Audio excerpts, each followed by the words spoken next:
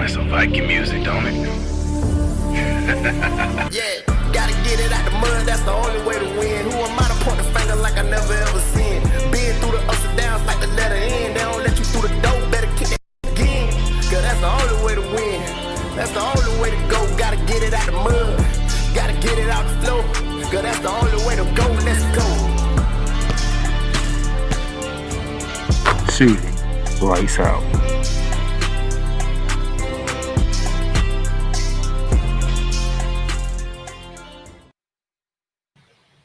Oh boy, it's the third month of the year. It is the month of March, and you know what that means. Madness is on the horizon. Oh, it's gonna be great. Man, first of all, let me thank y'all for really taking a look at what we did last week.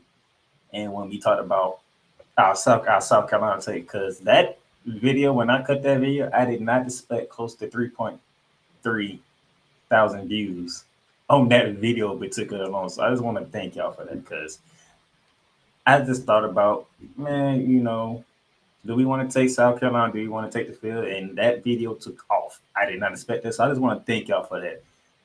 I'm going to see if I can top that today, because that's going to be kind of difficult. But nevertheless, I'm not alone today for the first time on season 2, because she was with me on season 1 last year. And we was talking about all women's basketball, including WNBA. Had to find the right time to get her on. This is the perfect time to do so, because we are in the month of March. Ladies and gentlemen, the queen of hoops herself, Miss Megan Price. What's up? Hello. Welcome to season 2. How are you? I'm good. There's a lot of things happening in our favorite sport, and it's been absolutely, yeah. I've been a little under the weather this week, and I appreciate you working with me. And almost canceled my own show last night because I sound like this. I was like, no, it's just so much going on in basketball. I can't cancel. We just got to push through. I appreciate you pushing through, and of course, it's been a crazy season in basketball. Not only in college, in the NBA as well. A lot of historical things are happening. Right. So we go ahead and get started, and I might be joined by one more person. We shall see. But as I always like to do things around here, I gotta go with the news and notes for Around the Hardwood.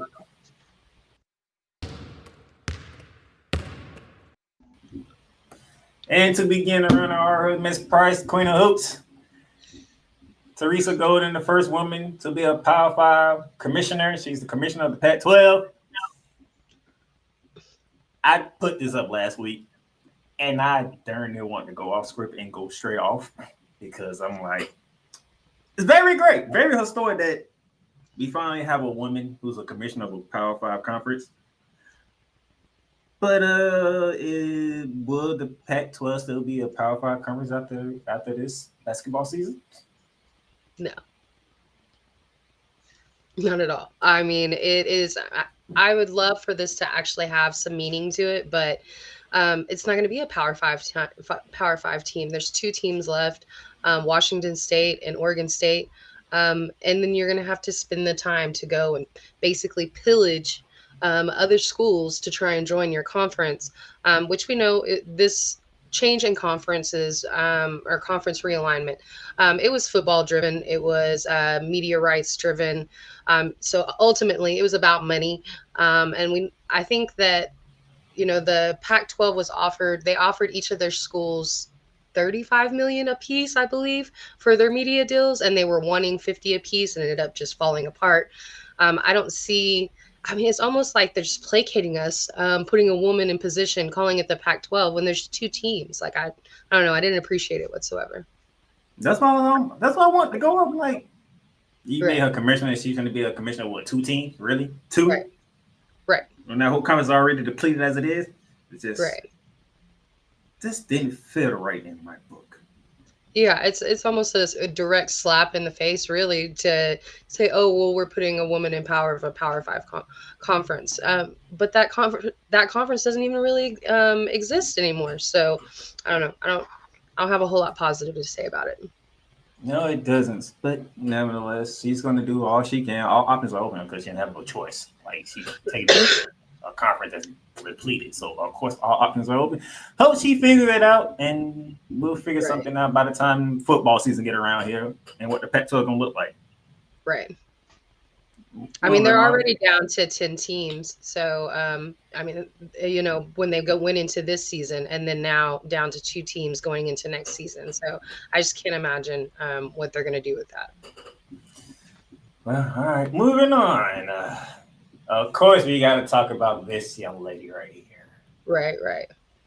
She broke another record in Right. that wood yards for women in all of college sports. Mm-hmm. I'm glad that they're actually bringing up the names like Lynette Woodard and Pearl Moore as well. Those are 2 records that I think a lot of people are leaving out. And even with the Kelsey Plum record, because those other records existed and they're not being broken until, and she has a chance to break them. What day do they play OSU? It's coming up. Don't trust me. I got that on the slate too.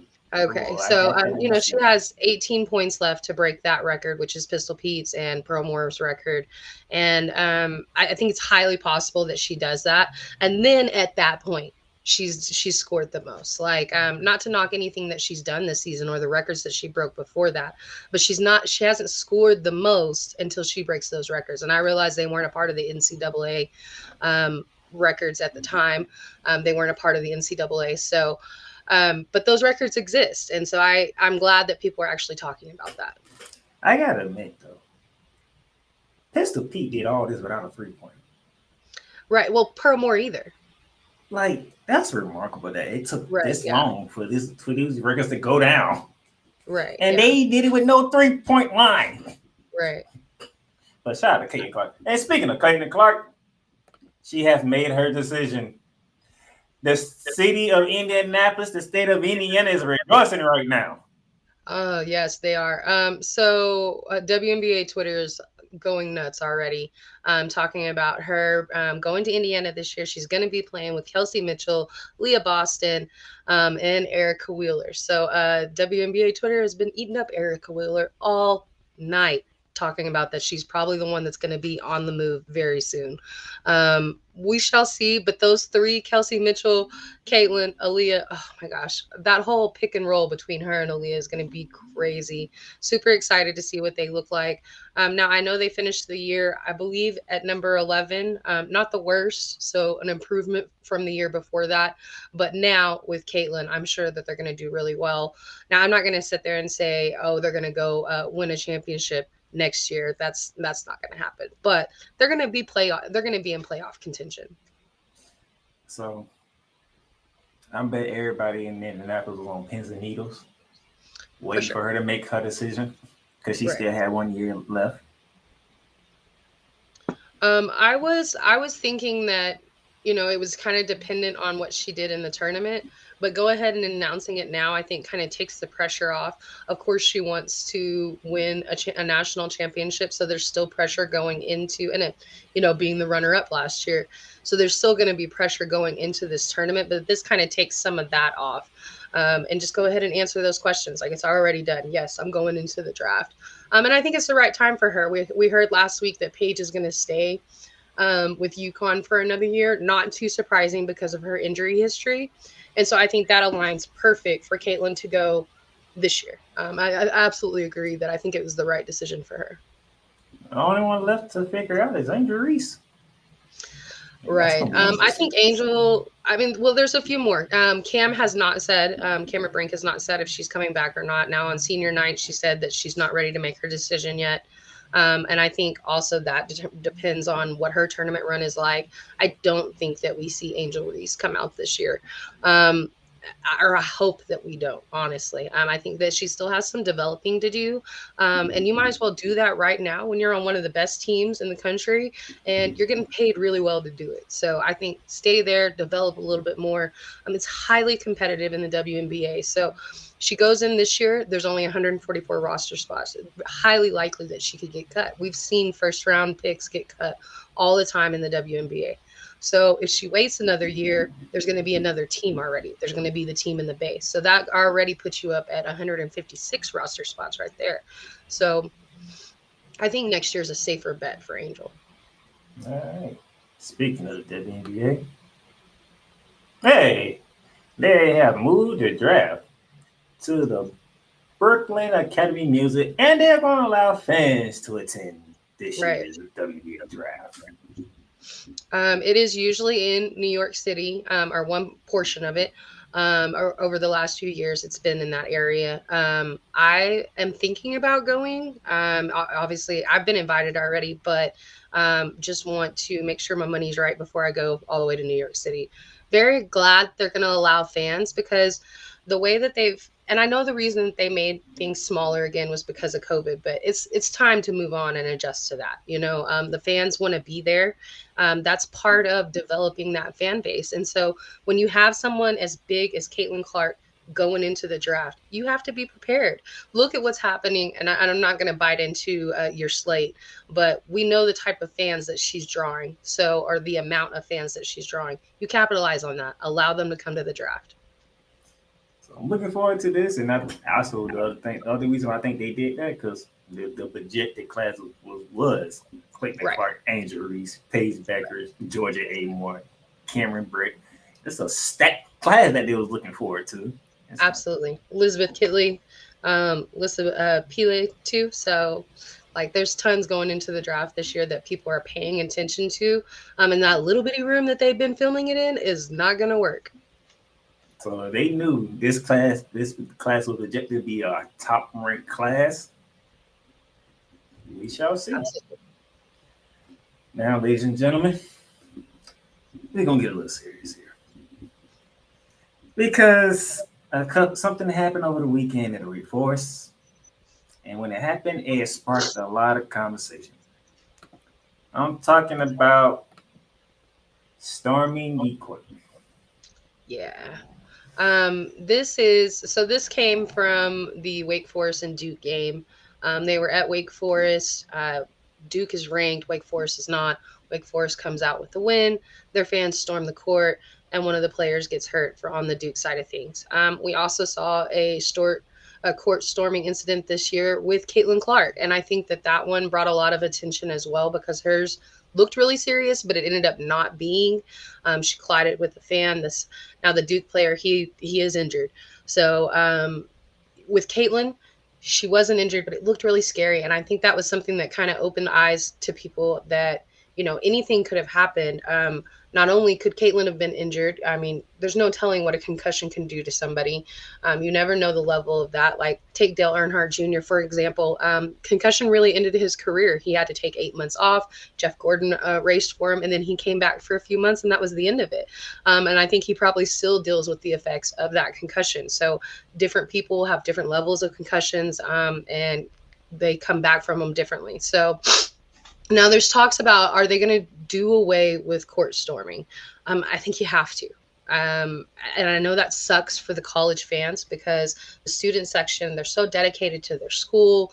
The amount of money that they spend to be there at that school, they're excited. They support their teams. I get all of that. But let's say you get a 60-second buffer, right? You allow the players and the coaches and the staff to get off the court, and then you allow the court storming. Well, that's basically condoning the craziness, the chaos, right? And what if somebody else gets hurt? What if a little kid gets hurt? What if somebody who's elderly gets hurt?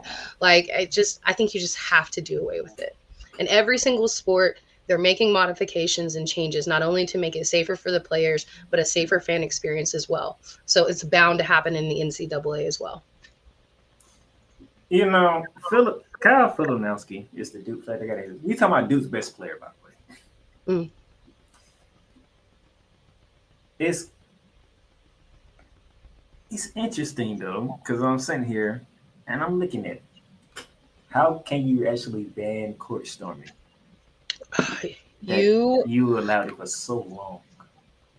I mean, it's going to take the way I feel about it, because I was talking to a coach earlier this week on the radio show that I host, and he's a high school coach, but his comment about NCAA doing that, he said that he doesn't feel like there's any effort in deterrent right now. So whatever you have to do, whether it's putting up barricades, I don't think that you put full up barricades, but you would have to put a bar up. I mean, and I know it's different with basketball because there's courtside seating, so it's not the same as football or hockey. But you figure it out because one, that's not going to happen in an NBA game. You storm the court in an NBA game, what's going to happen? People are getting arrested. You're getting banned from the stadium. The teams are being fined, and I think that's what you start doing. Now, is it going to happen all at once? No, but you're just going to have to implement everything that you possibly can to prevent it.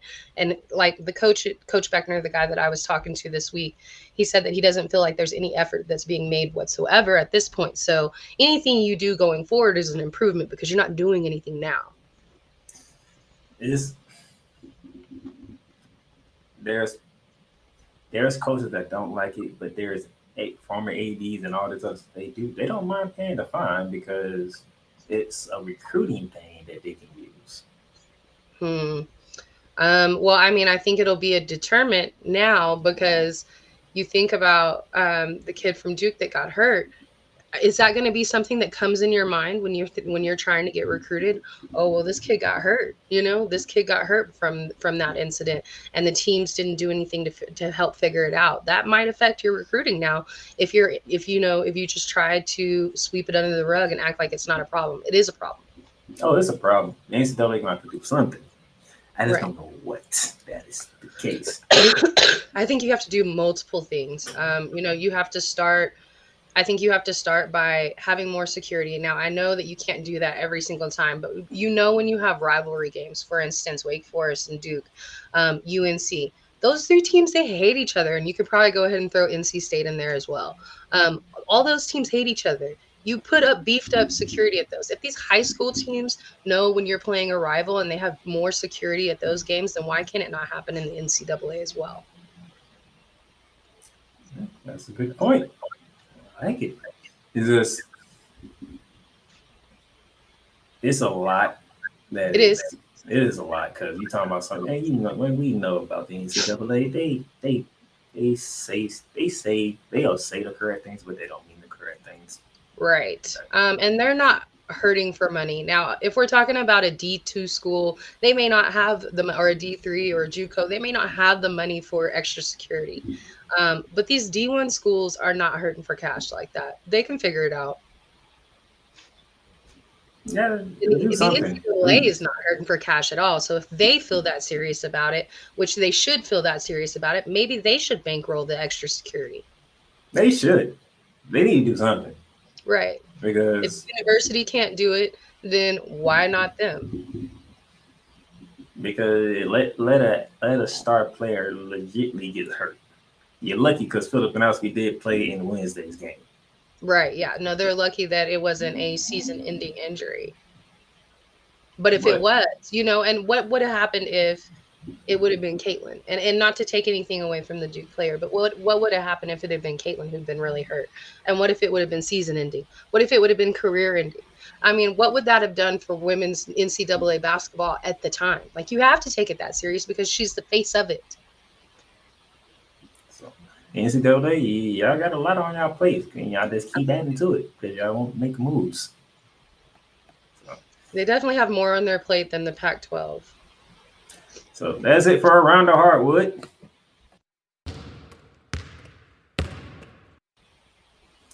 All right, so we're going to take a break. And when we come back, we're going to get into some college basketball, starting with the ladies first. We'll be back. Welcome to Ringside Chaos, the professional wrestling discussion segment of the Bear of Texas podcast. The only professional wrestling podcast in the world where pro wrestling is discussed passionately, with confidence, with great knowledge, and most of all, in the most sophisticated way. So brace yourselves, ladies and gentlemen, because chaos is about to be unleashed. Thing with Tony Khan now being in talks to buy WWE, I'm going to be honest with you. I spoke to this with Ricky Litwinkowicz, aka the Master of Mayhem, and he honestly believes that me talking about Tony Khan buying WWE is basically I'm kind of wasting my time because Ricky believes it's never going to happen. Okay, now don't get me wrong, Ricky I respect what he says. He could very well be correct, but I got to be honest with you. The fact that Khan is interested in supposedly buying WWE, I mean, to me, that's definitely worth talking about. Now, now I should mention this. Shout out to Ricky, by the way. And I got to mention this, that even Jim Cornette already had something to say. And he said, and I quote, "Ridiculous to think that could happen," unquote. A wrestling fan that's been super supportive of Brody Lee as a wrestler and everything that WWE could have done with him and, everything that he could have shown and, offered for the wrestling business. For me, I wasn't just a fan of Brody Lee himself, like in character. I strongly respected him, as a human being. Like, I had a lot of respect for Jonathan Huber. That's Mr. Brody Lee's real name. So basically, I had a lot of respect for Brody Lee, Luke Harper, and of course, Mr. Jonathan Huber. Particular episode was about World Class Championship Wrestling. And the episode title is, WCCW Wrestling's Lone Star Legacy.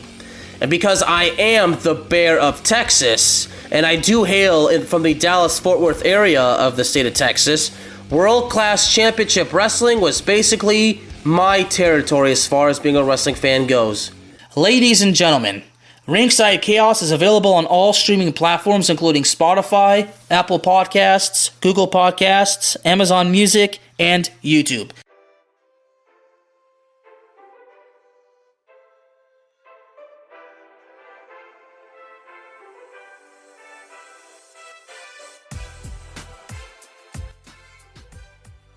The Playmakers Bar is proudly sponsored by Fanatics. Fanatics, the #1 shop where sports fans across the world love to get their sports gear and fandom on. A wide selection of gears from every league, including the NFL, MLB, NBA, NHL, the NCAA, and of course, the WWE.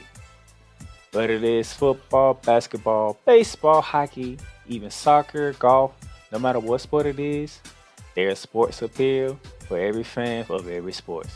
Fanatics, where sports fans shop and official and license everything.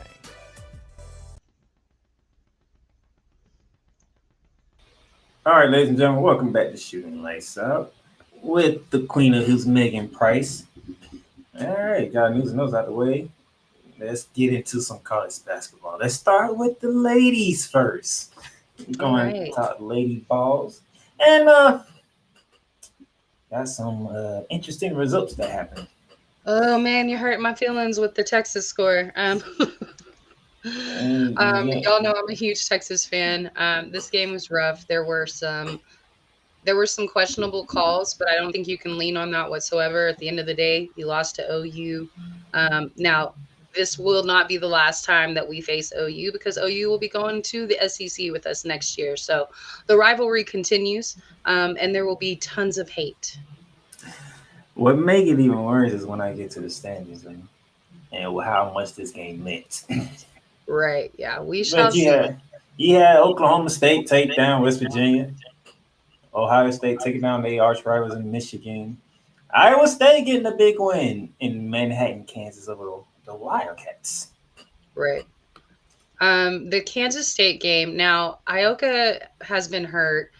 She did play the last few games, but they seem that they've lost a lot of steam even with her coming back. So I don't know if she's at 100%. I don't think that they will be an easy outcome tournament time, though, and meaning conference tournament. So Big 12 conference tournament is going to be, on the men's and the women's side, it's just a free-for-all. The top 6, I would say, probably on each side have a chance to win. We shall see. It's going to be really exciting. All right. And there ain't the only stuff that happened. Last night, Notre Dame sent the message to Virginia Tech. They sure did. This was not just a win, but a dominant win against a team, Vatek, who has looked hot all year long. Now, there were times when they fell down in the standings, the rankings, to like 17 or 18. But if you go look at the rankings, 2 through 20, they almost all pretty much have the same record, anywhere from like 4 to 6 losses. So it's the rankings change quite a bit from week to week. But they've always, even when they were in the lower rankings right there, like at 17 or 18, they were a team that were handing out really tough losses. Now, so I think this means you have to take Notre Dame incredibly serious, and you have to give those flowers to Hannah Hidalgo. And not just her, their coach too, Ivy. I feel like for her to be able to, once she lost the Mabry sister last year, she graduated. And so this is the first time in 12 years that there's not a Mabry sister playing for Notre Dame. So that definitely, you already got a team that's going to be looking completely different. And then you had some injuries. And then you have this amazing freshman in Hannah who comes in and leads this team. They're at 17 right now, but like I was talking about, those rankings, 2 through 20, any one of them really have a chance to make a solid run in the tournament and have a chance to win their conference tournaments as well. Even though Virginia Tech took a beating, they got some help from NC State knocking out Syracuse. Right. Where did Syracuse come from? You know what? Syracuse, they have a coach. Steve and I were talking about this last night on the sip-off, and their coach and then Daisha, also Fair, came over from Buffalo. Now, Jen, one of the chicks from Three Chicks in a Pod, she was able to do the ACC tip-off, and she said that she had some interactions with the coach from Syracuse and said that she was amazing, well-spoken, and it seemed like she was very driven to uplifting her team and getting them to a spot where they're taking them serious there in the ACC. And I think they absolutely did that this year. Now, their star, Daisha, she was able to pass BG, I think for number 4 or number 5 on the all-time scoring list as well. So congratulations to her. I think another team that is not an easy out. Look at their record right there, like we were talking about, 23-6. Now, NC State, they were a Final Four team a couple of seasons ago, and have fallen off a little bit this season, but they're still, look, they only have 5 losses. So, and it went to overtime. Like, that's how tough these teams are, even though there's some spreading there in their rankings, 12 to 19. Like, they're still very similar tiered teams, and neither one of them is an easy out. Excellent battle. And then Cameron break. Woo. And Stanford needed every bit of that show from Miss Brick because they came out with a 4-point victory in Corvallis over the Oregon State Beavers. And I don't know what it was, but I was like, I think one of these shows I was doing, I was preparing, and I kept looking at Oregon State, and I'm like, they just knocked out. Right. And then they had that really tough week a couple weeks ago where they had to play both of the California schools. They had to play UCLA and then USC back-to-back, and they ended up beating both of them. They came out 2-0 that week. And so take them serious. Like, I think that 11 they came right out there. They came out 1-1. Oh, excuse me. 1-1. Juju, the supporting cast around Juju wasn't having it. Okay. But take them serious. Like, I know that they have 6 losses, and that might seem like a little heavy, but look at the competition that they have there in the Pac-12. And while y'all have a chance, and we're talking about this, make sure y'all check out. Now, I guess they're still going to have the Pac-12, which is crazy to me, but in reality, this is going to be the last Pac-12 tournament. To me, that is the toughest women's basketball conference right there. All the time, you got to play Stanford, UCLA, USC, Utah, Washington, Oregon State, Oregon. Like, that is really, really tough for the regular conference season for them. So I'm watching Oregon State come tournament time. So, with that being said, ladies and gentlemen, that NC State knocked out Syracuse, Virginia Tech wins the ACC title. Of course, we knew last week that Ohio State won the Big Ten title. Right. And I don't think nobody had Ohio State winning the Big Ten title.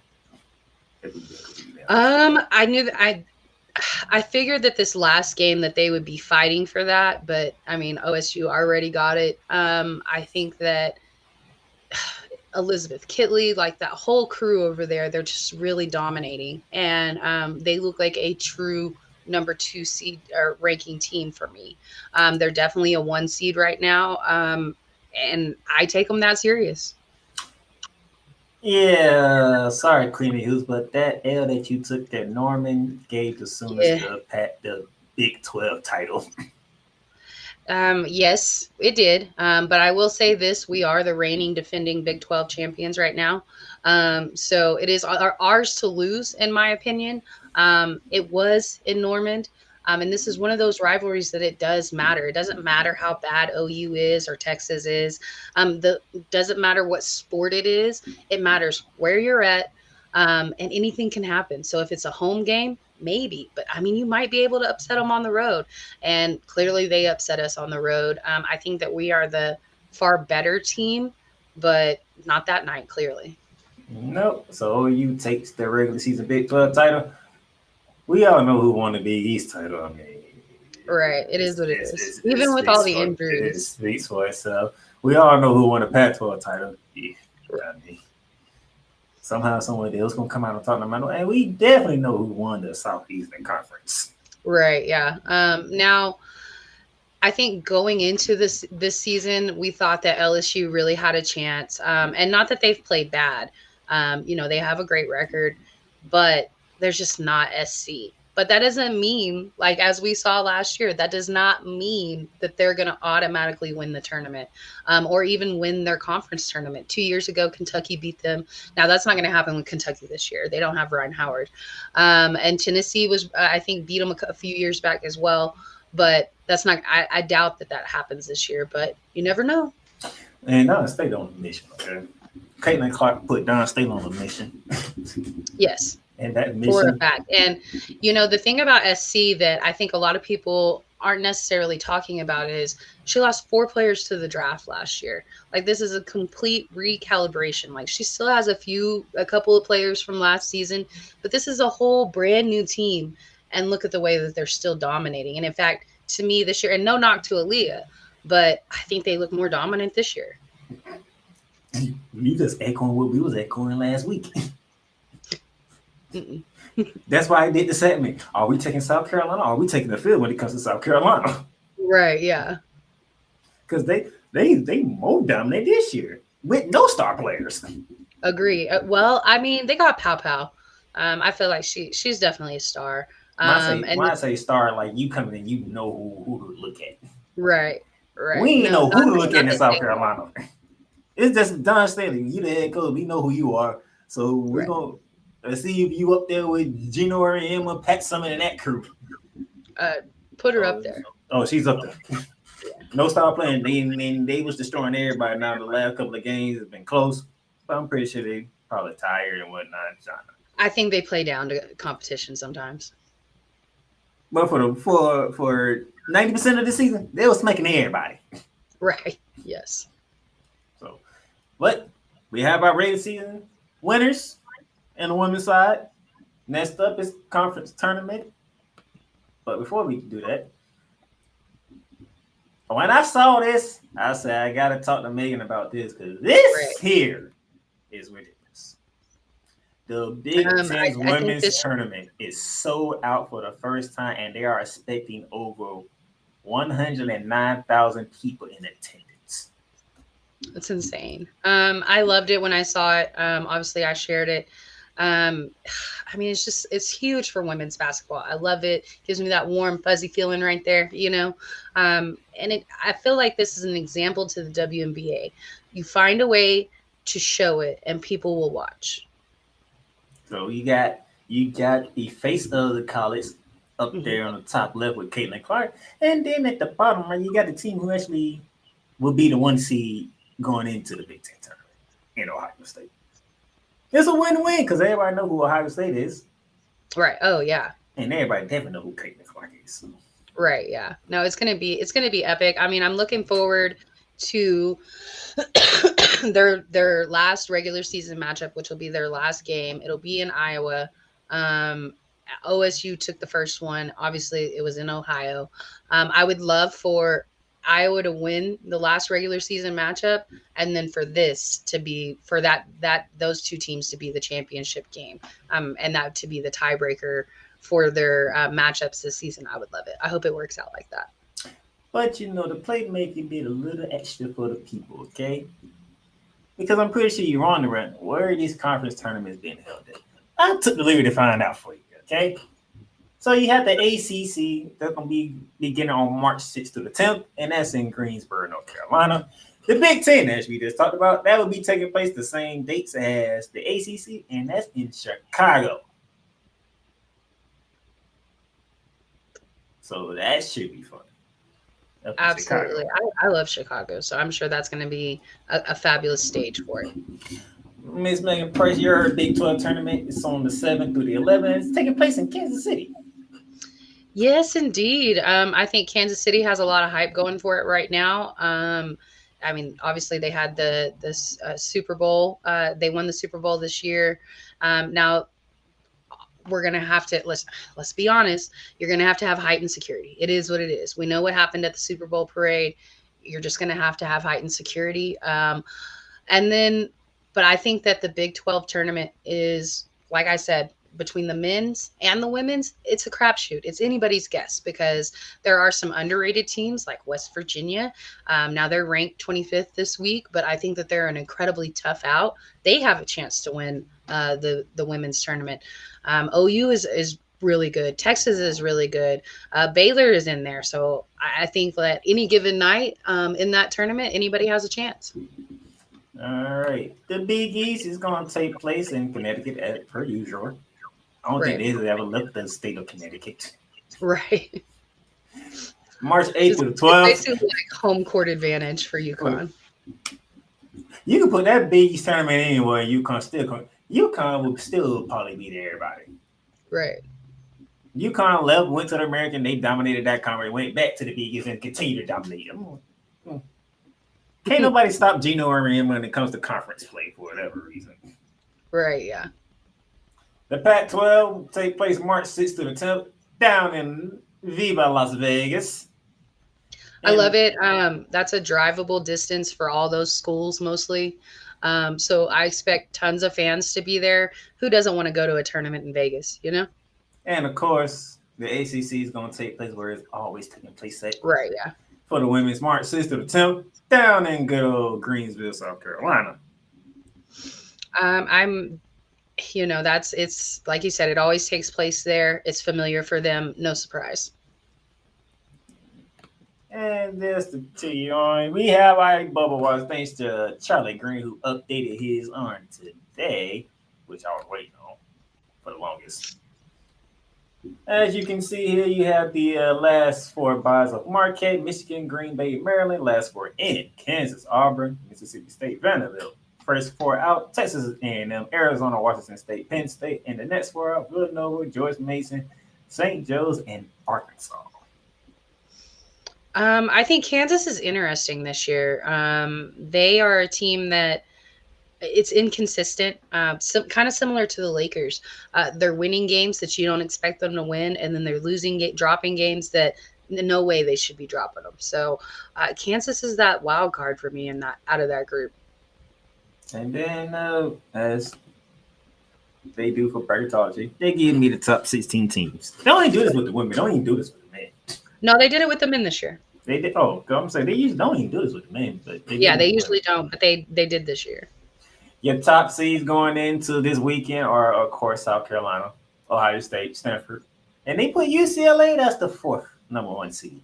Yeah, that's the only one that I don't necessarily feel like should be the one seed. They will do anything, and I love Tara and her program. I do. I love watching Stanford. Y'all know I'm a huge fan.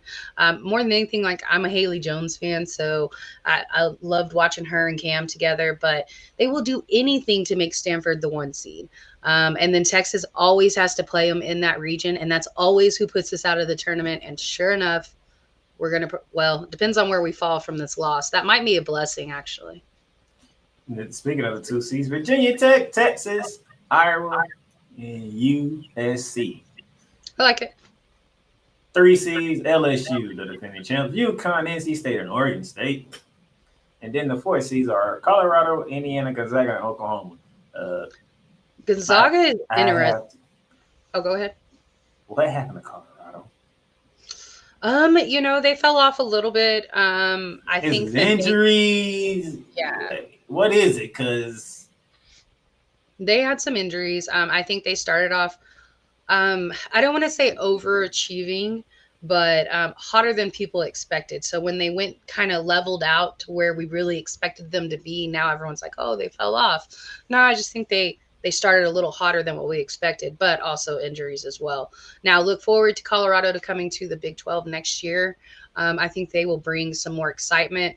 Whereas without Texas and OU there, you needed some other teams. Now you're going to have Arizona State, but Arizona women's and the Colorado women's is going to bring a lot of excitement to that conference. So that's How the crazy is women's. it that Gonzaga women are ranked higher than the Gonzaga men? I have nothing to say on that. The fact that Gonzaga's not even ranked on the men's side says a lot. Right. They're not even ranked. So It's crazy to me. I mean, it might be the year Mark Few need to have a down year.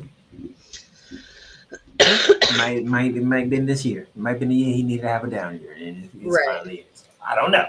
Speaking of the men, we're going straight though. No break. We're going straight to the men. All right. Look here. This been my theme all season. Right. It's been chaos on the good. men's side since the beginning. It has. In January, they tied for the most upsets. I think that February had a ton of upsets as well. It's been exciting. Now, I've heard a lot of people kind of talking about the men's basketball is having a down year, and I disagree. Now, it might be UConn's Toulouse. They do seem like the most dominant, but you start getting over there to like the 4th and the 5th and the 6th ranked teams, and you're thinking, okay, Tennessee, Marquette, and then Arizona. And those are the teams that I'm really paying attention to because I feel like those are the ones that are going to make deep playoff runs or deep tournament runs. And I'm really, really rooting for Marquette this year. I would love to see Shaka Smart get over the hump. Here's my thing. Let's dive inside the chaos in the men's. And why is it not good? Because you have a team like UConn, the reigning defending champions. And then they get smoked by Creighton. Right. Like legit smoked. Right. And then they do what they need to do with game day being in attendance, and they smoke Villanova. Right. The Creighton team, who smoked UConn, they turn around, they get smoked by St. John's. Patino's coaching there at St. John's. Is that right? Yes. He wore an all white suit at the game too. Right, yeah. But St. John's smoked Creighton. I mean, anytime you have somebody that's a legendary coach like that, like it's the same thing with Popovich and the Spurs. Like, yeah, they're awful. They may not be good. They may only have 2 stars right now. But when you're led by Greg Popovich, you got a chance. And I think that's what happened here. No, I'm not done. Remember we talked about Duke and Ray Forest earlier? The game before that, they smacked Miami across the head. Yeah, Miami's not got beat by weight. Oh, I'm not done. I got more. Arizona, anybody? Right. Washington State walked in there. He had them an L. They take it out on Arizona. Right, yeah. I love it. Let's go to my conference. LSU shocked Kentucky. And by the way, I watched that game. I watched that finish. It was ridiculous. Right. I watched it. And then they put on a show against Alabama. Indeed. These dudes shot during his 60% from 3. I'm like, you're not supposed to shoot like this in basketball. Ladies and gentlemen, if you didn't know, Kentucky was at 100 points with 10 minutes to go in the game. Right. That's how crazy shooting they was. I don't know what happened at Rupp Arena that Saturday for them to shoot like that. Sometimes you're on. And that was coming off of a crazy loss to LSU. That happened on a broken play, by the way. Right. And speaking of Alabama, before they got smacked by Kentucky, they smacked Texas A&M. Right. Who, by the way, I don't see them making the tournament, but they do have some wins over some smack and some opponents that they smacked too. Up down in College Station, I was like, ugh. Yeah. And so, A&M men and women are both kind of rebuilding at the moment. as you can see here, we got top teams getting smacked, and they want to smack somebody else. This is the problem. We have no star players on the men's side, and every team can get smacked whenever they want to. We were talking about this yesterday, that I think the difference between the men's and the women's is, a lot of the portal is utilized in women's, but not as much as the guys, I feel like. And then also the one and done, like that's not an option in the women's. So a lot of times those teams are together for longer and they have more of a chance to be more dominant. Whereas in the men's, it's constant. Their rosters are changing so much every single season that we don't get to see these teams build together. So it's just a lot of ISO ball. And then the week that happened. I'm gonna dive deeper into BYU beating Kansas in Allen Fieldhouse, and then we had a critical matchup in the ACC down in Knoxville, and Tennessee defended home court against Bruce Pearl and the Auburn Tigers. Right. Creighton smacked Seton Hall, while Seton Hall trying to slide in quietly into the tournament. Right. Yeah. And then Alabama handled business against Ole Miss down in Oxford, Mississippi.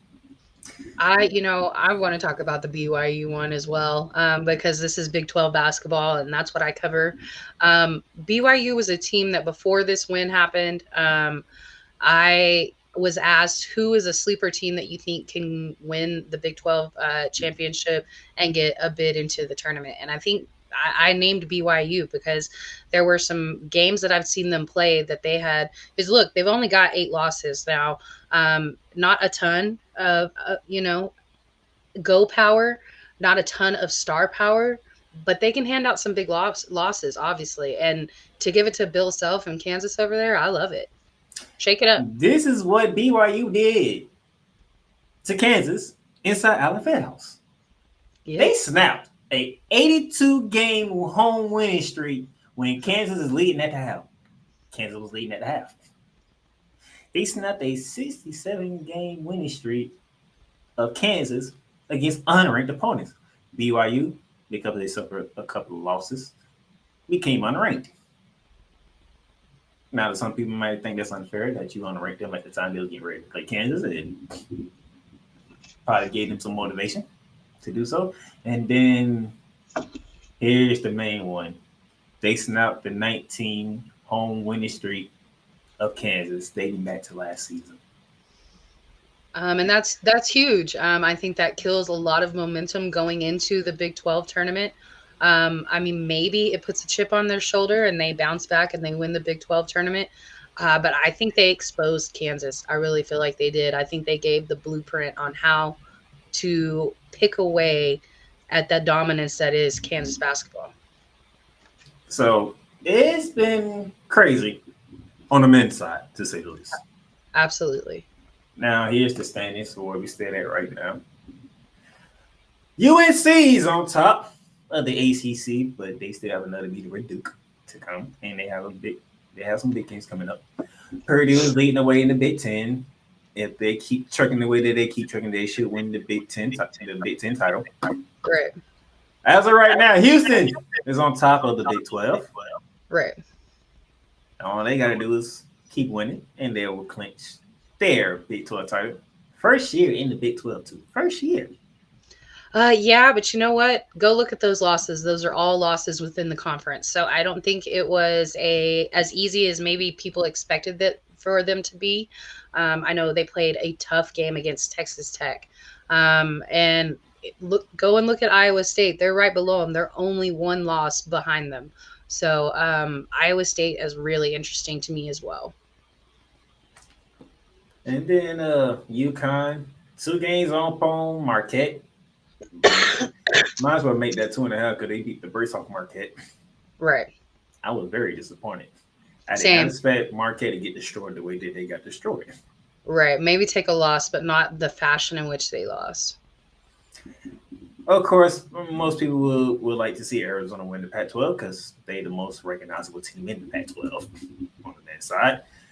And then the ACC is up for grabs. Yeah, for the ACC, I feel like UNC looks like they have a slight edge over Duke. And then obviously the kid got injured. He did play on Wednesday, but I think things are still a little shaky. You might have to capitalize on them having a little bit of a lull as far as their talent wise compared to UNC. RJ Barrett has been playing really well, breaking records this season. I see UNC coming out the ACC. I'm looking forward to how is the Southeastern Conference one. That's what I'm looking forward to.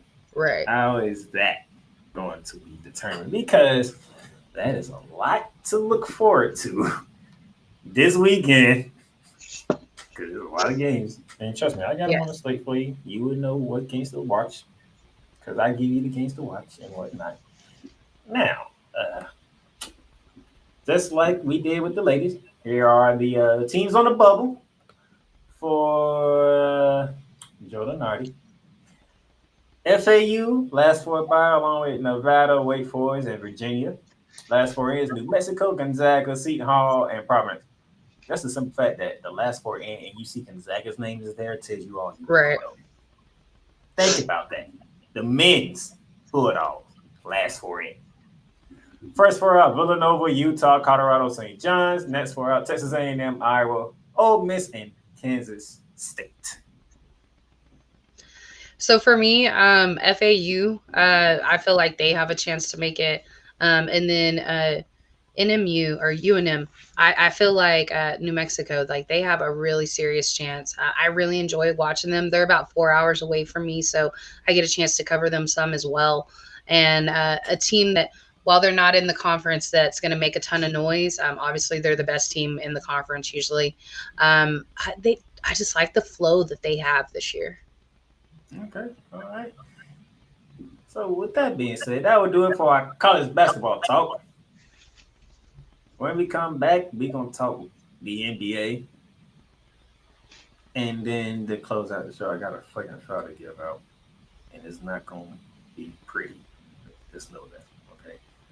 All right.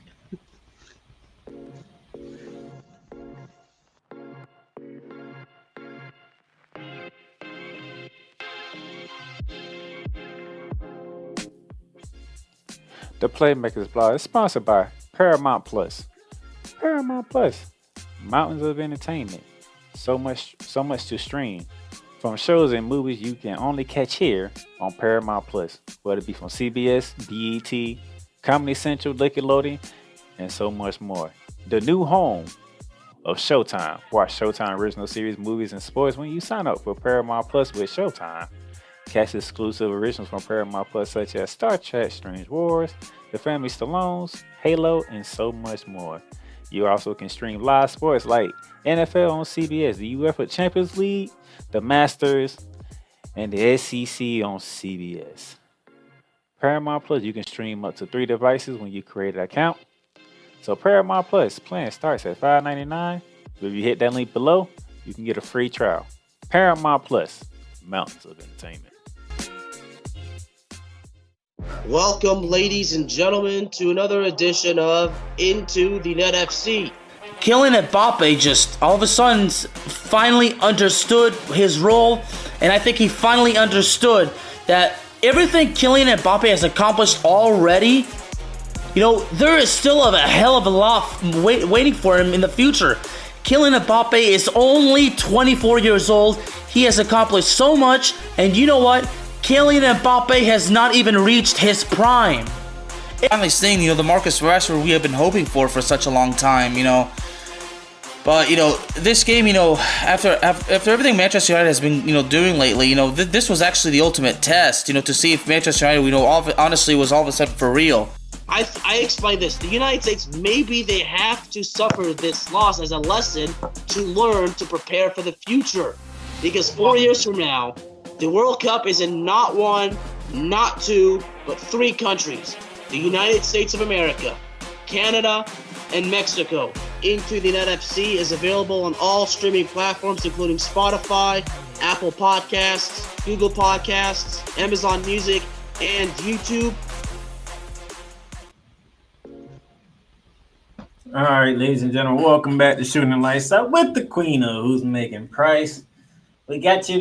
We got your college basketball out the way, okay? Because it's March. We know what March is when it comes to college basketball. Absolutely.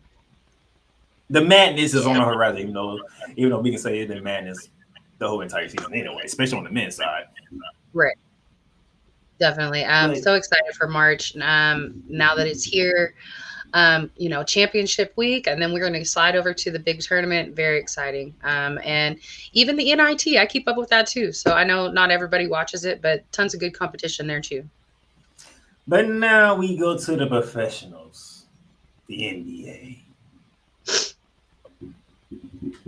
And we gonna key it off like this. This man here, LeBron James, 9 points away from becoming the first ever player in professional basketball to score 40,000 points.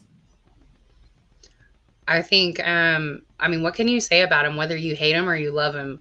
You can't deny what greatness he is, like, what can you really say? I know we're going to talk about the other game, but just what he's doing at this age, nobody has done it. He's an anomaly, and don't expect anybody else to do it because it's only him. 40,000. Yeah. That's a lot of points. I can't even be mad. I mean, it's insane. And he said that it's looking like he's probably going to get another 2-year deal out of the Lakers. So, like, that number's going to go crazy even after that. I would talk about the other situations that I should be mad at him about, but I'm going to leave that alone. I'm not going to dive into family business, even though you put your family business out there for the whole world to know. Right. But I'm going to leave that alone. If you want people to stop, and when you want people to leave Bronny alone, don't say nothing. Do that. Every time you open your mouth, they're going to look at you. Just do that, LeBron. Just shut up. When it comes to your son, just shut up, please. Right, every time you open your mouth about Bronny, that's what you're going to get. Right. Agree. Bronny had those health issues this year, and it's looking like he's probably not going to come out this year. I think that's best for him. Let him have a full season, healthy, and go from there. No, that's all I'm saying. Don't get mad at people because they talking about your son, and you the reason why they talking about him. That's right. Yeah. For sure. I ain't gonna dive too much into it. This is all I'm gonna say. Now, from one star player to another star player, one that's injured. Joel Embiid plans to return to this season, regardless where the Sixers are at. Right. And as of right now, the Sixers are on a downward trajectory. I will show you that a little later in this segment. But the league MVP saying he will be returning this season. I expect that from him. Now, there was a couple of seasons ago where the crew on the TNT NBA halftime show, so Shaq and Chuck, really had some words about Joel really needing to toughen up. And I think since then, we've really seen that. So I expect him to come back and be that competitor. I have not seen anything out of him where I'm sitting there saying he's not giving it his all. So I expect that from him. Well, get healthy, Joel, because the Sixers need you right now because they're on the downward trajectory. Yeah, they're on a 3-7 skid right now, same as New York. Both of them dealing with injuries. And speaking of Joel Embiid and LeBron James, and if Cole Johnson was here, he'll be putting his head down toward his mic right now because, ladies and gentlemen, we have some confirmations for the 2024 Olympics men's team, headed by LeBron James, Jason Tatum, Kevin Durant, Steph Curry, the injured Joel Embiid, right, and then added just last week, Devin Booker and Jrue Holiday. I love it. Who did Joel play for before Team USA? He was slated to play for France, and then he switched. Oh, okay. I was just curious because I knew he didn't play for Team USA the last round. No, he didn't. It was France because the idea was going into Paris because it's in France. Right. France was going to have the largest team in the field because they were going to have Rudy Gobert, Victor Wembanyama, You know, and Joel Embiid. It was like, well, darn. right. I love that they're committing to this now. Last summer in the World Cup, they the FIBA Cup, excuse me, they didn't take the gold, and so that's when everybody started doubling down and saying, "Hey, we're going to be there in Paris." And I love that energy. Get knocked down a little bit, kind of reminded that there's more parity internationally nowadays. And it's not just going to be a cakewalk walking in there and going and getting your gold. Like you're going to have to work for it. And so I'm glad to see these guys committing. I know last time there were some question marks for some because it was a contractual year. And understandable, you don't want to get hurt during contract year. It's understandable. But it's Team USA, y'all. You know, like we got to have some pride. This ain't Team USA. This Team's Avengers right here. Right? Yeah, definitely. They around I here love trying to assemble the Avengers because of what happened at the freaking FIBA World Cup, Right. which I covered. Remember? Right. Yes. I think I was the only one who covered it. But yeah, I covered it. Yeah, and all of a sudden, and every time I got done covering it, I said, "Malo." I was seeing tweets from all them. I'm like, "Oh Lord!" Right. Yeah. And LeBron started it. I love it. They need to bring that energy, and we know that this is going to be DT's last international games. And so, have LeBron come in. It's most likely going to be his last one, too. So Team USA is starting to assemble like the Avengers. Good Lord. I can hear Coach Johnson right now throwing up. All right, and Steve Kerr got a 2-year, $35 million extension last week. Paid. I love this for him. I know there were a lot of people that are saying he's not as good as coach as people were led to believe, that, he took over a team that was already really well put together. We've heard people say that about Spoelstra as well. These teams are not moving on from these coaches. When we're talking the Heat, the Warriors, the Spurs, like it's not happening. They're not moving on from these coaches. Steve Kerr knows a lot about basketball, y'all, before he was even a coach. He deserved every bit of it. And he's got his work cut out for him this season. But I think that we're going to see a very different team next season. Congratulations. And having Clay come off the bench, right move. It's working so far. It is working. Let's see how long it takes, because you do now. The fact that you got Chris Paul back to go all along with Klay Thompson to go that second unit. Right. Yeah. It's good to see Chris Paul back on the court. It's been a long time. And by the way, they got a big win, which I'm going to get into in a bit. Yes. But let's go to the Wednesday. We had the Pacers take down the Pelicans when the Pelicans was riding high. Mm-hmm. The Mavericks walked into We the North and gave them an L. Oh, look at Dante's birthday, by the way, who happened to get a 30-point triple-double. Insane. The kid is 25 years old. He's already at number 9 for all-time triple-doubles list. Just insane. Highest scoring game of his career came this season in January with 74 points. What else can you say about him? He's 25, y'all. And he's the only guy to get a 30-point triple-double on his birthday. Right. It's crazy. And he did it in another country. Right, yeah. I love that. He did it in Canada. The Bulls slowed down the Cavaliers. Didn't expect that. The Bulls have been playing. They're a little inconsistent, but they're starting to improve a little bit. DeMar has been playing out of his mind. And so in this game, they had 6 players that were in double digits in scoring, 4 players that had doubles. And I think Andre Drummond had almost 30 rebounds. Insane. I love it. All they need is their point guard, and they'll be okay. The Nuggets got past the Kings' struggles for the first time this season. I pretty much dominate them in the second half. Yeah, Sacramento's been weird this season as well. Inconsistent. Dropping games that they should not be dropping. Now, this is not one of them.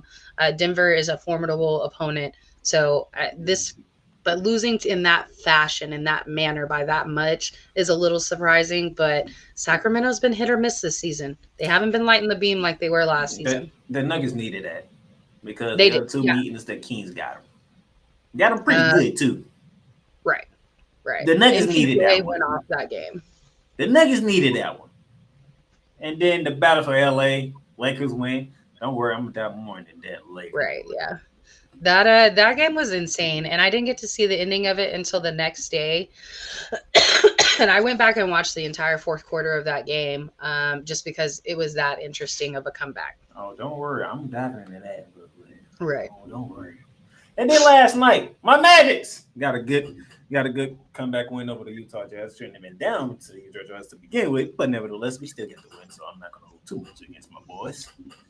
I know they've cooled off a little bit compared to the first of the season, but look at those amount of those wins right there. Like, they're definitely making a turnaround. It's just taking time. It's not going to be something that instantly they're that much better the next season. Now they are quite a bit better, but they're not going to be.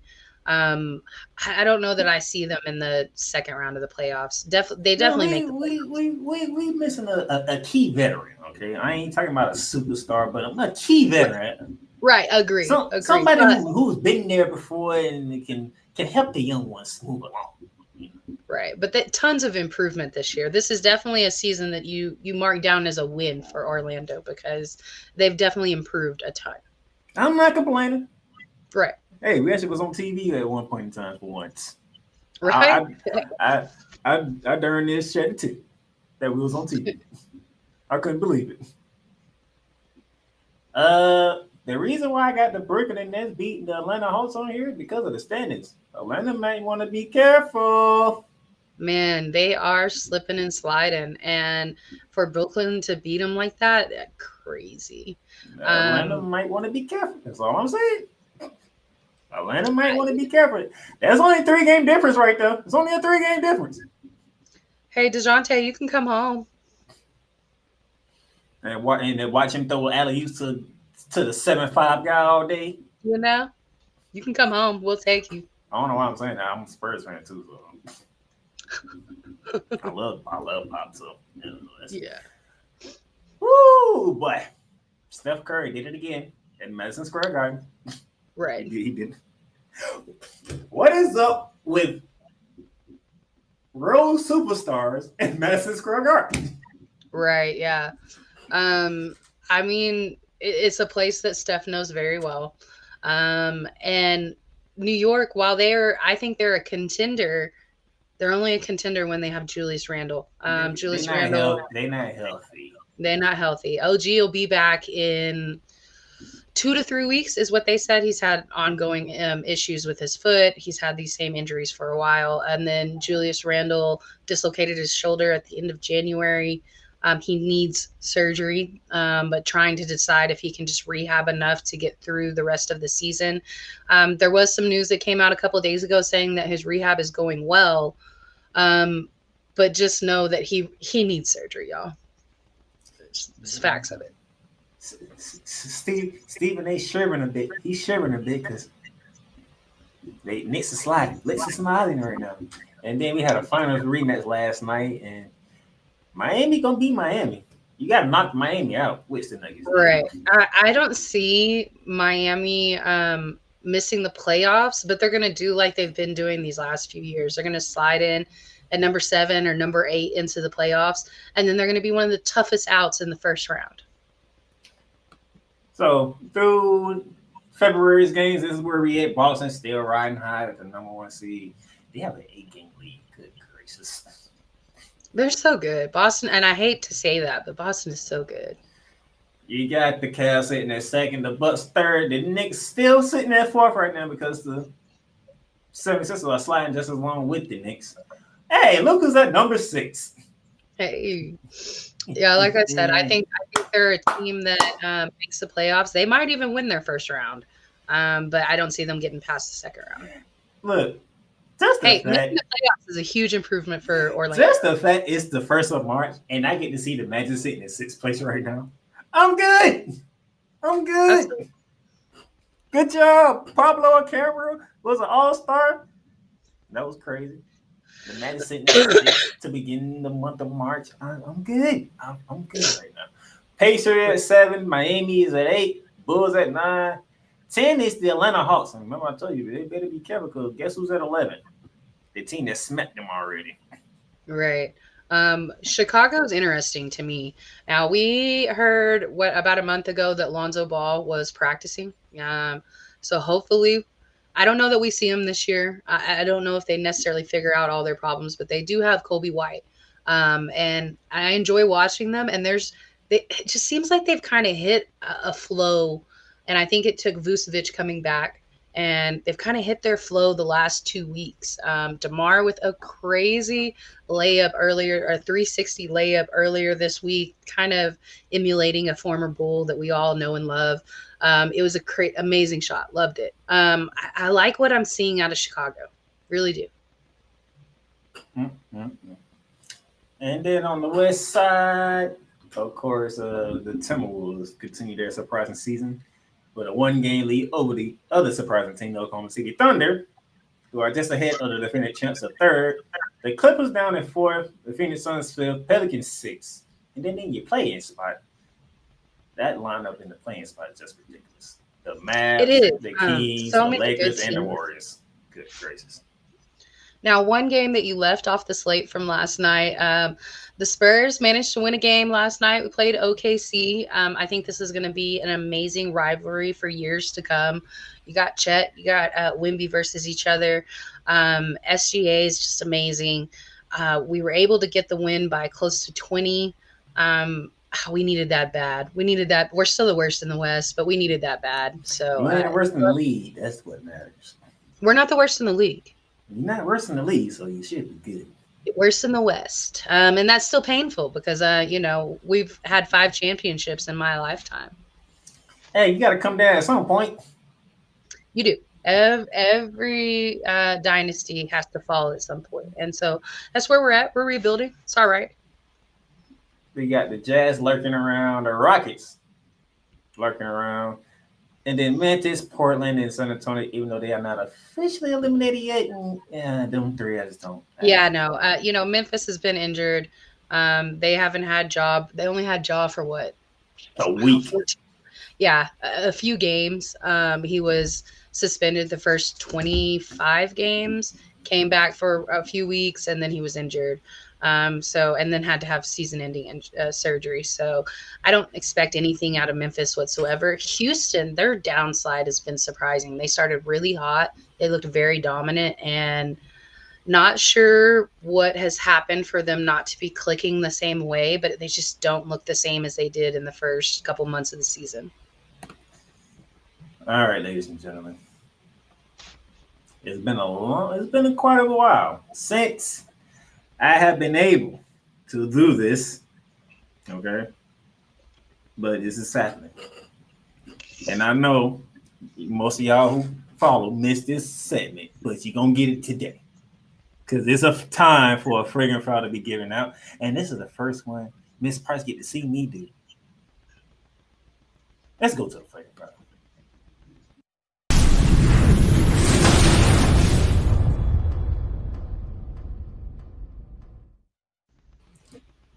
If you know me, you know who I was coming to get. It was going to be the Los Angeles Clippers. Why? Because that thing that I saw Wednesday night. Now, before I get there, 14 in the West. When they came out of All-Star break, they was the 3rd team in the West. Now they're the 14th in the West because the defending champs have said, we coming for number 1, and everybody else at the bubbles, Clippers, Thunder, and Wolves better look out. Here come the champs. Now, as you see here, Clippers 10th in points per game, 10th in points per game. Defense. It's terrible. And sharing the ball is terrible because they're 20th in that too. But let's get to what happened Wednesday night. Do you see this? Do you see this? This is what happened Wednesday night, okay? As you see, the black box is all the quarters that the Clippers won. They won quarter 1, they won quarter 2, and they won quarter 3. The yellow box is the quarter that the Lakers won. Right. Who won the game? Ooh-wee. I mean, Braun really won the game for him. And even so, Braun was defending Kawhi. Kawhi's defense looked subpar in that, or non-existent in that fourth quarter. And Braun was just really mixing it up for Kawhi, like definitely defending him very well, putting up a lot of tension between him and the basket, and he proved successful. On top of LeBron, he had 5 threes in the fourth quarter. I don't get that. I want y'all to look at this. This is the beginning of the fourth quarter because Norman Powell hit a 3 to beat the buzzer at the end of the third. So this is your score at the fourth quarter. Los Angeles Lakers, 77. The Los Angeles Clippers, 96. Do you see the win probability? That says 99.2. Means the Lakers had a 0.8 chance of winning. And then what happened in the fourth quarter? Miss Megan Price already alluded to it. LeBron James by his darn self. For sure. He's by himself. Outdid the Clippers. The Clippers scored 16 points in the fourth quarter. LeBron had 19. The Clippers made 7 field goals out of 17 tries in the fourth quarter. LeBron made 7 field goals out of 12. The Clippers shot 1 for 7 from 3-point range as a team. LeBron went 5 for 8 from 3-point range. It's insane. What did I say? He's an anomaly. Don't expect it out of anybody else. And you know what? Excuse me, Ms. Megan Price. I'm going to steal a line from a friend that we both know. Give me this camera. Kawhi Leonard, where the hell was you at on Wednesday night? You were on the bench to start the fourth quarter. You saw LeBron James get hot. You came in at the 8:42 mark of the fourth quarter, knowing LeBron was hot. And you was the primary defender on LeBron James. What happened? You kept switching the freaking pick and roll. And allow LeBron to continue to stay hot. You're the claw. You're the reason why LeBron only has 4 championships. You're the reason. 2014, anybody? Who won Finals MVP of that one? Kawhi Leonard. Why? Because LeBron James couldn't do nothing against him. Right. LeBron decides to go to LA. Guess who went to LA the same year? Kawhi Leonard. LeBron went to LA. Kawhi went to the Clippers. Why? Because he wanted to beat LeBron James. And then in the final game of y'all two sharing the same arena, which is Crypto.com arena, so most people it's still Staples Center.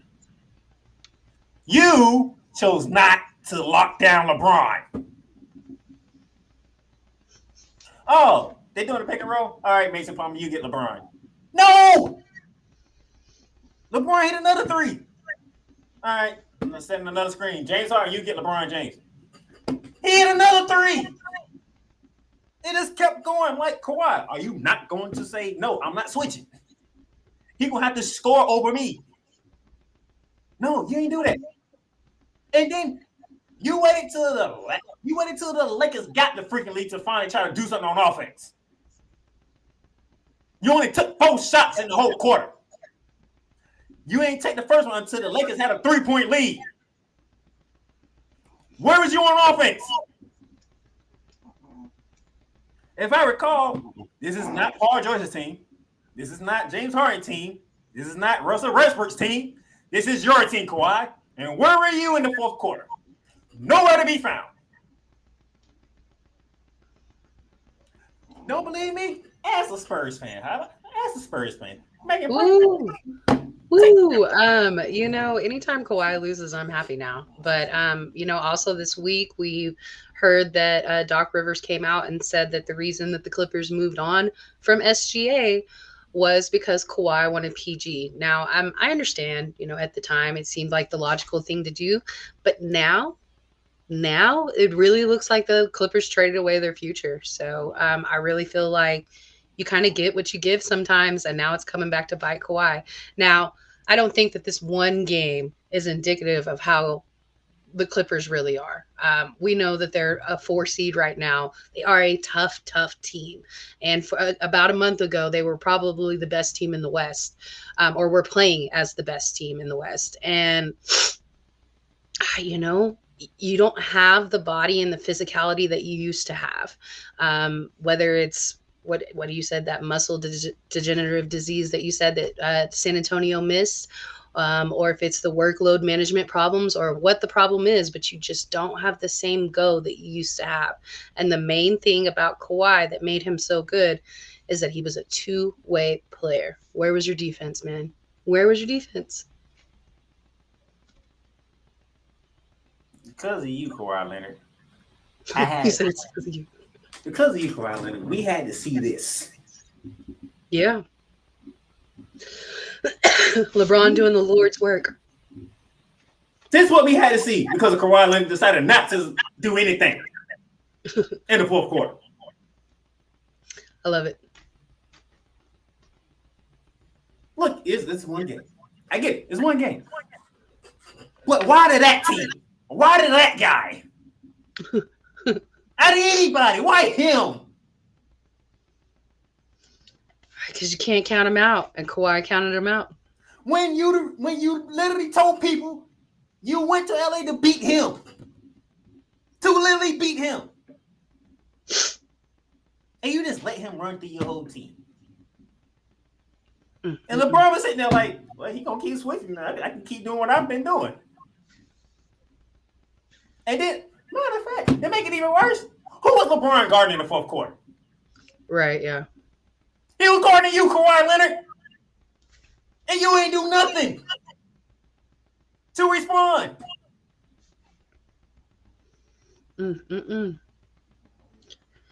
We've seen him shy away from big moments in these last few years. For once, you're healthy. You're not injured. Right. For the most part, Paul George's been healthy until lately. Right. James Harden, he's been on the court ever since he got to LA. And don't forget they got Brody too. Russell Westbrook been doing his part, coming off the bench. Yeah, y'all can't blame Russ for this one.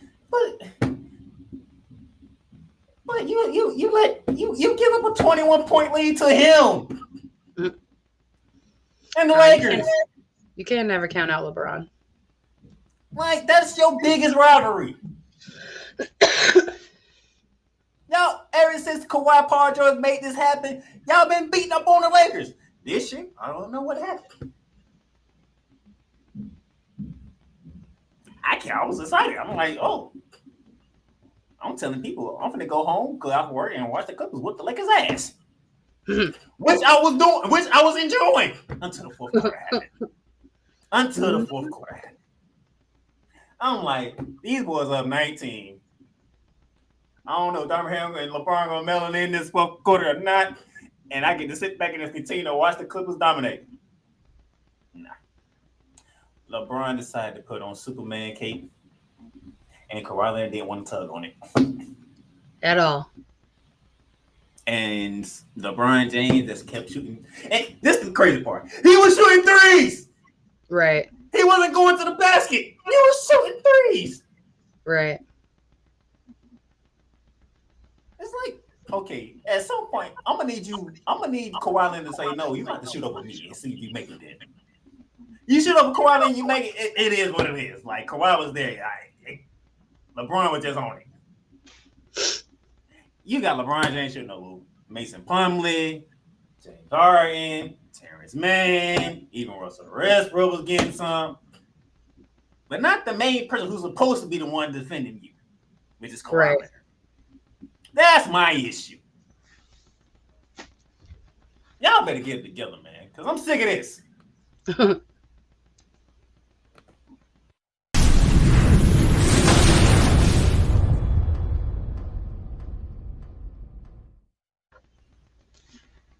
All right, want to find a break where I get myself back together, and then we got some games for you to watch. so you can enjoy the weekend of basketball. Welcome, ladies and gentlemen, to another edition of Cowboys Talk. The Dallas Cowboys got exactly what they deserved. Let me say that one more time, because you know it's true. The Dallas Cowboys got exactly what they deserved. Dak Prescott is overrated and he shouldn't be paid, okay? And the same thing with Pollard. I mean, Pollard breaking the tackles at that 57-yard touchdown run. I mean, we needed that beautiful. Big time. 33 points in the fourth quarter. Let me say that again. 33 points in the fourth quarter. And that's off of 4 turnovers committed by the Colts. See, at one point, and the fact that at the end of the third quarter, it was 21-19, and the final score was 54-19. Now that, ladies and gentlemen, that is completely unexpected. Cowboys Talk is available on all streaming platforms, including Spotify, Apple Podcasts, Google Podcasts, Amazon Music, and YouTube. The Playmaker Squad is sponsored by Lids. Locker Rooms by Lids. Shop hats and official sports gear at Lids. Lids, the leader and number one destination for hats, gears, and everything that moves you. Make it a perfect shop for fans to find official sports hats, merchandise, and gears. Represent your team, your town, and your style with a snapback, adjustable, fitted hat, or beanie from thousands of college and professional teams. Browse the very latest jerseys and t-shirts for the best teams out there. Lids has officially licensed professional and college sports teams apparel and hats featuring the hottest brands and trends. Shop online or visit one of the 100 stores across the country. Locker Rooms by Lids. LA Ram fans all over the nation, LA Ram fans all across the world. It took 21 years, but hey, the Rams are Super Bowl champions once again. Down at the Playmaker Silence here, longtime Ram fan, and the host of the All LA Rams podcast called Ramley Talk. On Ramley Talk, I tell you how it is, the good, the bad, the indifferent. Coming with straight facts, with raw emotion, and authentic viewpoint on the Los Angeles Rams. Don't matter what era you grew up in, it could be the Fritz and Foursome era, the greatest show on turf era, and of course, the Super Bowl 56 champions that are currently the Rams. You can listen to Ramley Talk on all streaming platforms, including Apple Podcasts, Google Podcasts, Spotify, Stitcher, iHeartRadio, and YouTube. So subscribe now and get all the content that you can get on the LA Rams. Horns up, Rams house. It's LA Rams football.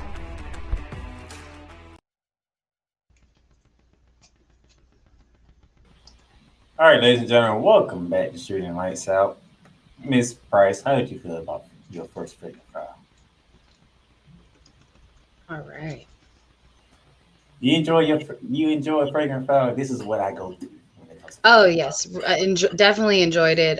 You got to call him out sometimes, and I love calling Kawhi out, so love it. All right, before we get out of here, we got games for you for this weekend as we begin the month of March. Starting tonight in the NBA slate, we got a good one here. The Dallas Mavericks, Luka Doncic, the game after his birthday when he went for a 30-point triple-double. He's in Boston. Right. Take on the best team in all of the association, the Boston Celtics. That should be a fun one to begin the ESPN doubleheader tonight. At 8 p.m., you got the Sacramento Kings and the Twin City take on the Minnesota Timberwolves. Also at 8, the Indiana Pacers and Pelicans meet again, but this time down. Yeah, that's going to be a good one. Down in the Big Easy. And then the second of your doubleheader on ESPN at 10 p.m. at the Mavs Celtics, you have the Milwaukee Bucks going against the Chicago Bulls. Look for Chicago to win that one closely.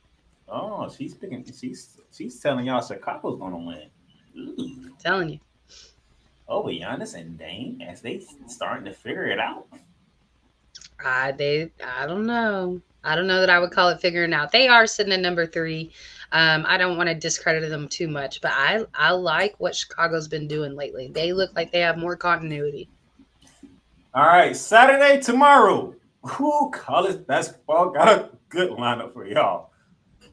beginning at 12 with my Florida Gators traveling to Columbia, South Carolina to take on the South Carolina Gamecocks. Well, this win is a must-needed win for either. Well, I won't say must-needed win for either team because either team. Well, I feel like both teams gonna make the tournament regardless. But I would love for my Gators to smack up South Carolina real good tomorrow afternoon, and then continue to pat that resume that looks good with the Kentucky win, a beat down over Auburn, and then you add South Carolina to the list too. Good luck. That's it. At 1. Miss Price said it earlier. Big 12. ABC. You got an ABC game. Any given night on the Big 12, that competition is going to be fierce. Kansas is at Waco to take on Baylor. I got a feeling Baylor wins this one. Baylor gets revenge, Miss Price says. Yeah. From the Big 12 to the Big 10 on the Big 10 network at 1 p.m. The 13 ranked found the 9 out of Illinois. They are in Madison, Wisconsin to take on the up and down Wisconsin Badgers. The way this season is going, expect an upset somewhere. I'm not sure if it's this game, but it could happen. 2:30 on Fox, Marquette and Creighton. Oh my gosh. This is probably the game of the day. I'm going for Marquette, but Creighton's been playing really good. Oh my gosh. Creighton and Marquette do battle. Ooh, man. Love it. That's gonna be crazy. At 4 p.m. on ESPN2, Mississippi State travels to the jungle to take on the 11 ranked the Auburn Tigers. Don't sleep on the Bulldogs. Yeah, like what I was saying, there's going to be an upset somewhere on this slate, maybe 2. And this is one of the ones where there could possibly be an upset. Now, Mississippi State is not ranked, but look at those records right there. They're not far off. I did say they had a great slate for you because that's part 1. Part 2. UVA is at Cameron Indoors, 6 p.m. on ESPN. If Duke can get to 60, they're a win. If they can get to 60, they're a win. Because somehow, some way, UVA, any Tony Bennett team is going to play defense. Right, yeah. If they can get to 60, because North Carolina, they went to UVA and they handled business. Can Duke do the same thing to UVA and Cameron Indoor? We shall see. And then ESPN2, we're going back to Mrs. Price country of the Big 12. The number 1 team in the land, the Houston Cougars, traveling to Norman, Oklahoma. And all right, Cougs, y'all do Texas a solid and beat OU. But it's not going to be easy. No. It's never easy going to Norman. Never. As we see. And also at 8 p.m. on Fox, Tom Izzo. He has an opportunity to do what he does best. It is March. Right. It is March. It is Tom Izzo. We know, obviously, Purdue only has 3 losses. But they just have a habit of disappointing sometimes. So this could be that game. If Tom Izzo wins this one, oh, my gosh. Right. Yeah. Definitely going to quiet a lot of people. I've heard that there are people that want Tom to move on from Michigan State. I think y'all are insane. If Tom Izzo wins this game at Purdue, I'm telling you what's gonna be said. Oh, it's March. Here comes Izzo. Right. There's no better way to start off March by knocking off number 2 in the country. Good gracious. The game of the week is in SEC country, Tuscaloosa, Alabama, 8 p.m. ESPN. The 4th ranked Volunteers versus the 14th ranked Alabama Crimson Tide. The winner of this game gets the inside track to the regular season title. I look to Tennessee to win this one, but it's going to be a close game. Rick Barnes versus Nate Oates. That's going to be a fun one. Definitely. That's going to be a fun one. And then Gonzaga. Oh, Gonzaga is ranked. But somehow it don't feel like that way. And they are taking St. Mary's. Speaking of rivalries. Right, yeah. Huge rivalry game right here. St. Mary's is ranked higher this year, which is kind of strange. I don't think Gonzaga gets the upset. I'm sticking with St. Mary's. Mark View, if this still your conference, and you still run the West Coast, good thing. Go ahead and do what you got to do. Beat St. Mary's. If not, we understand that St. Mary's is a different team. Right. That's the men's slate. What a hell of a slate that is for Saturday. Absolutely. But the women got a slate they on too on Saturday. TCU's going to Mountaineer Country to take on the West Virginia Mountaineers. Well, they are no longer called West Virginia no more, unfortunately. TCU had a hot start and then had an unimaginable amount of injuries and had to have tryouts mid-season. They have a young lady who plays volleyball that came over to play basketball as well. West Virginia's strong. I don't see TCU winning that matchup. That's at 1 p.m. At 3 p.m. on Saturday. Pac-12 action. The Colorado Buffaloes trying to get themselves back together, but here come Wazoo. Come rolling in the Boulder. I think Colorado gets this one in dominant fashion.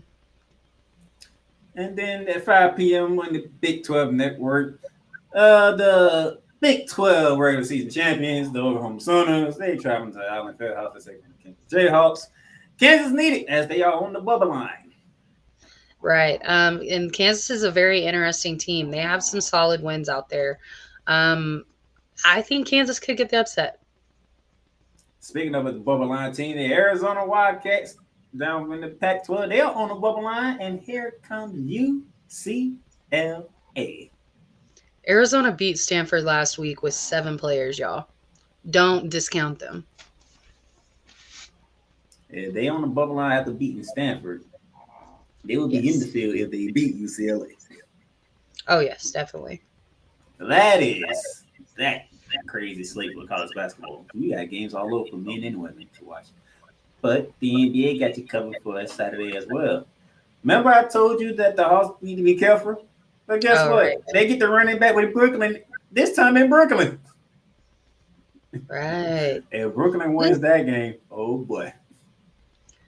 I'm rooting for Brooklyn. I want DeJounte to come back home. And then at 5 p.m., the Jazz complete their Florida road trip as they take on the Miami Heat down in South Beach. Miami looking to bounce back after losing to the defending champs out there in Colorado. Let's see if Jimmy Butler and them company can do their thing. I think they win this one, but Utah is not just a god-awful team. They're all right. It's not going to be just an easy win, but I think Miami wins it. And then your Saturday night showcase, 8:30 ABC, the reigning defending champs. They are back in LA to take on LeBron James as he will eclipse for 40,000 career points. And this one, and guess what? It's going to be the same thing as the last time the Nuggets was in there. Because remember, the last time, the Nuggets was the team that the Lakers played on Kobe Day. Right, yeah. Well, I don't not know why they scheduled it like that. I see Denver winning. So I can have the defending champs just go ahead and beat the Lakers on historic nights. Right. Which works for me. Right. And then to close out the Saturday slate for all basketball, let's go to the desert, the valley, as the Phoenix Suns host the Houston Rockets. Phoenix, don't play Phoenix, around. even without Beal, they are still finding a way to win key games. So, and Houston just does not look the same. So I'm going with Phoenix. I'm saying Phoenix, don't play around. Don't mess around and get caught by Houston. Right. True that. All right, Sunday, we got women's college basketball on Sunday. And the Lady Vols are the last team standing in the way of a perfect regular season of the South Carolina Gamecocks. That is 12 p.m. on ESPN Sunday afternoon. I don't see Tennessee beating South Carolina. The game of the day is at 1 p.m. on Fox as the Big 10 regular season champions, the Ohio State Buckeyes, they are traveling to Hawkeye country, Iowa City, to take on Clayton Clark in her final game in front of the Hawkeye faithful. This is, like I said, we were talking about earlier. I think that Iowa wins this matchup at home, and then in the conference tournament, we get our third matchup with them again. Oh, and by the way, Clayton Clark will be passing Pete Maravich in this game. Just to let y'all know. Right. She's gonna drop. She might 17 drop it. points. I said 18. She's 17. She might drop 18 in the first half by herself. That's the She might. It's possible. Even though Ohio State's the regular season champion, she just might drop 18 in the first half because if I believe Caitlin Clark, the type of player that she is, she's gonna remember that L that she took in Columbus. Oh yes, agree. And it was an overtime loss, so I know that stung. And that was prepared Ohio State to go on a run that they went on. And Iowa to struggle a bit in conference play. But we're not done that. 2 p.m. on ESPN. We got Louisville going against Notre Dame. Louisville's fallen off some, and Notre Dame just seems, no matter what the injuries they have, they just seem so tough. I'm going with Notre Dame. And then finally, Assembly Hall, 3 p.m. on the Peacock. Indiana is hosting Maryland, and Maryland's on the bubble line. Yeah, this is a rebuilding team or year for them. They haven't quite been the same since Angel left, and I don't know if this is the last year that we see that coach there, but I think it's a possibility. And that's the women's slate on Sunday. The NBA got you covered on Sunday as well. The 76ers, they try to hope they slide in losing streak here, but they are in Big D to take on Luka Doncic and the Dallas Mavericks at 1 p.m. on ABC. Look for Dallas to bounce back this game. I don't see them beating Boston, but they're going to beat the Sixers. Speaking of Boston, that's the second of the ABC that they have at 3:30. We have a NBA Finals rematch from 2 years ago. Steph Curry returns to the scene where he became Finals MVP as he takes on Jason Tatum and the leading Boston Celtics. Ooh, I don't see Golden State winning this one. Boston is just hitting on all cylinders. And then at 3:30 at the same time, at the Twin City of Minneapolis, Minnesota, the Timberwolves continue to try to hold on to the 1 seed of the West. And here come the freaking Clippers. I would love for Minnesota to win, but I think maybe the Clippers kind of bounce back as well. You think the Clippers going to bounce back? It's a possibility. After what? I know they're getting criticized really tough right now. After what I had to go through Wednesday? Right. And speaking of a team that's sliding right now, the New York Knicks, they try to hope they slide as they take the trip to the land to take on Donovan Mitchell and the Cleveland Cavaliers 7 p.m. on ESPN. Cleveland has been playing hot, but then they got smacked a couple of nights ago. So this is New York's best chance to kind of get on a little bit of a run without Julius. So I'm going to take New York. She's going to New York. And the final game to close out the weekend of all types of basketball that you can watch. Shea Gilgeous-Alexander and the Oklahoma City Thunder travel to the Valley to take on Kevin Durant and the Phoenix Suns. OKC gets hot, and they beat Phoenix in a really close one, like a 5-point differential. So those are your key games to watch. That's a lot of basketball to watch. Indeed. Best time of year. It's the best time of the year. It is March. You have a whole lot of slate. It's the final weekend of the women's. Because after this weekend, they'll be going into Champs Week. Yes. And then super excited for the women's conference tournaments. And even these last few games, very exciting season. Really enjoyed it and super excited for these other tournaments. For the men, this is the week before the final week for the men. So after this weekend, they'll be going into their final week of the regular season before they jump into a conference tournament play. And in the NBA, it's the straight push for the postseason. LeBron James is going to hit 40,000 career points, but the Nuggets are going for the 1 seed. So many stuff going on in the NBA. It's a lot of basketball to watch, all right? So, those are the games for you to keep an eye on. Now, as we close up shop today, Miss Megan Price, I'm going to give you the camera for your final thoughts. My final thoughts are, make sure you check out the women's tournaments this season. Like we talked about, this is probably going to be the last relevant Pac-12 tournament for quite some time, unless they're able to save their conference. I think that's going to be an incredibly competitive one. Also, the Big 12 is going to be a very competitive conference tournament as well. And whenever you're promoting your bracket challenges this year, remember the women's bracket is there. Very, very good point. Very good point. Ladies and gentlemen, I don't need to say nothing else. Y'all know what month it is. Y'all know what time it is. Just watch your basketball. Get ready. Get ready. Because on St. Patrick's Day, it's Election Sunday. Just know that. Patrick's Day. St. Patrick's Day. So you can wear green and get ready to see who you're going to be picking to fill out your brackets. Absolutely. It's going to be a fun time. It's going to be and it's going to be an unpredictable time too. Yes, definitely. So thanks to the Cream and Hoops for joining me today. Thanks for having me. Finally got you back on shooting lights out. Yes. You got to cover a lot of information today. Indeed. So, until next time, that is the Queen of Hoops, Megan Price. I am the Playmaker. I'll be catching y'all most likely on Wednesday of next week to talk some more basketball, to see what we're going at with all this that's happening right now. Until then, I bid y'all do. Have a good one. You've done great, but you can't stop here. You can't stop now. You gotta keep going. Through all your trials and your tribulations, you gotta keep pushing. Now, finish your campaign. Yeah, gotta get it out the mud, that's the only way to win. Who am I to point the finger like I never ever seen? Been through the ups and downs like the letter N. They don't let you through the door, better kick that again.